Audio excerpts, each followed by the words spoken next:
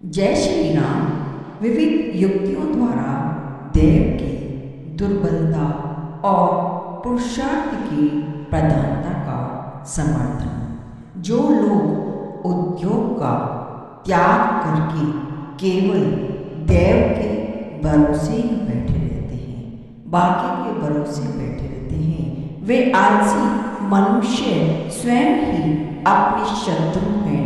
वे अपने धर्म, अर्थ, काम और मोक्ष चारों पुरुषार्थ का नाश कर डालते हैं। बुद्धि, मन और कर्मेंद्रियों के द्वारा की जाने वाली चेष्टाएं पौरुष के रूप हैं। इन्हीं से अभिष्ट फल की प्राप्ति होती है। साक्षी चेतन में पहले जैसी विषय की अनुभूति होती है, मन वैसी ही चेष्टा करता है। मन के व्यापार के अनुसार शरीर चलता है, शारीरिक क्रिया होती है और उसके अनुसार ही फल की सिद्धि होती है। लोक में जहाँ जहाँ जैसे जैसे पुरुषार्थ की आवश्यकता होती है, वहाँ वहाँ वैसे ही वैसे पौरुष के उपयोग के तदनुरूप लौकिक या वैदिक फल की सिद्धि होती है। पुरुषार्थ से ही बृहस्पति देवताओं के गुरु बने हुए हैं और पुरुषार्थ से ही शुक्राचार्य दैत्य राजों के गुरु का पद प्राप्त किया है। जो नाना प्रकार के आश्चर्यजनक वैभव के आश्रय अधिपति थे और वैभव भोग की दृष्टि से महान समझे जाते थे, ऐसे पुरुष भी अपने दोष युक्त पौरुष पापाचरण से ही नरकों के अतिथि हुए हैं, उच्च पदवी से भ्रष्ट हो गए हैं, सहस्त्रों संपदाओं और हजारों विपत्तियों से पूर्ण नाना प्रकार की अनुकूल प्रतिकूल दशाओं में पड़े हुए विभिन्न जातियों के प्राणी अपने पुरुषार्थ से ही उन्हें लांघ कर कल्याण के मार्ग पर अग्रसर होते हैं। शास्त्रों के अभ्यास और गुरु के उपदेश और अपने प्रयत्न, इन तीनों से ही सर्वत्र पुरुषार्थ की सिद्धि देखी जाती है। कल्याणकामी पुरुष अशुभ कर्मों में लगे हुए मन को वहां से हटाकर प्रयत्न पूर्वक शुभ कर्मों में ही लगाए।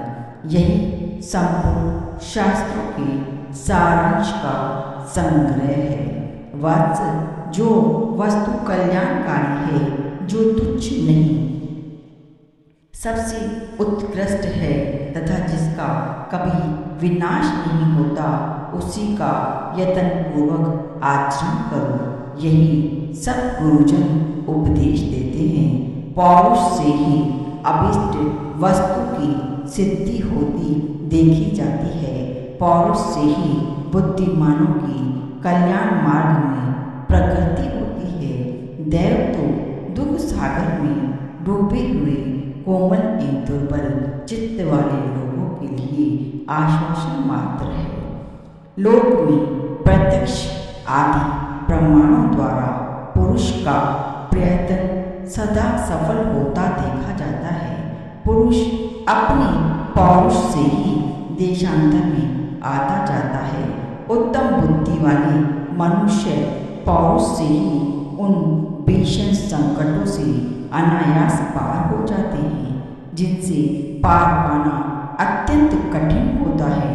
यह जो व्यर्थ देव की कल्पना की गई है, उसके भरोसे वे संकटों से पार नहीं होते। जो मनुष्य जैसा प्रयत्न करता है, उसे वैसा ही फल प्राप्त होता है। इस जगत में चुपचाप बैठे रहने वाले किसी भी मनुष्य को अभिष्ट फल की प्राप्ति नहीं होती। हे श्री राम, शुभ पुरुषार्थ से शुभ फल प्राप्त होता है और अशुभ पुरुषार्थ से अशुभ। अतः तुम्हारी जैसी इच्छा हो वैसा करो।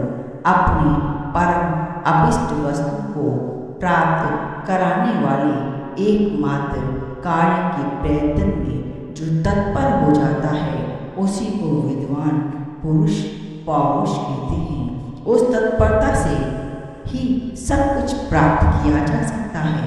अपने पैरों द्वारा एक स्थान से दूसरे स्थान में जाना, हाथ का किसी द्रव्य को धारण करना तथा दूसरे अंगों का तदनुकूल व्यापार में प्रवृत्त होना, यह सब पुरुषार्थ से ही संभव होता है, दैव से नहीं। अनर्थ की प्राप्ति कराने वाले एकमात्र कार्य के प्रयत्न में जो तत्पर होता है उसे विद्वानों ने पागलों की सी चेष्टा बताई है। उससे कोई शुभ फल प्राप्त नहीं होता, अशुभ फल की ही प्राप्ति होती है। कर्तव्य पालन के लिए जो शरीर आदि का संचालन होता है वही जिसका धर्म है, उस क्रिया से, सत्संग से और सत्य शास्त्रों के स्वाध्याय से शुद्ध एवं तेज की हुई अपनी बुद्धि के द्वारा जो स्वयं ही आत्मा का उद्धार किया जाता है वही परम स्वार्थ की सिद्धि है।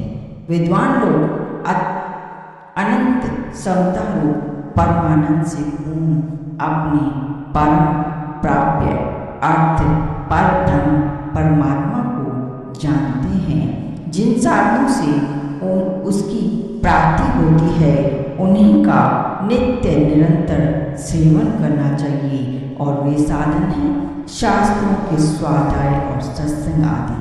जैसे शरद काल में सरोवर और कमल एक दूसरे की शोभा बढ़ाते हैं, उसी प्रकार सद्बुद्धि से सत्शास्त्रों का अभ्यास और सत्संग रूपी गुण विकसित होता है तथा सत्शास्त्रों के स्वाध्याय और सत्संग रूपी गुण से सद्बुद्धि की वृद्धि होती है। चिरकाल के अभ्यास से ये दोनों एक दूसरे के वर्धक और पोषक होते हैं। बाल्यावस्था से ही पूर्णतः अभ्यास में लाए गए शास्त्र और सत्संग आदि गुणों के से पौरुष द्वारा अपना हितकारी स्वार्थ सिद्ध होता है, अर्थात परम की प्राप्ति होती है।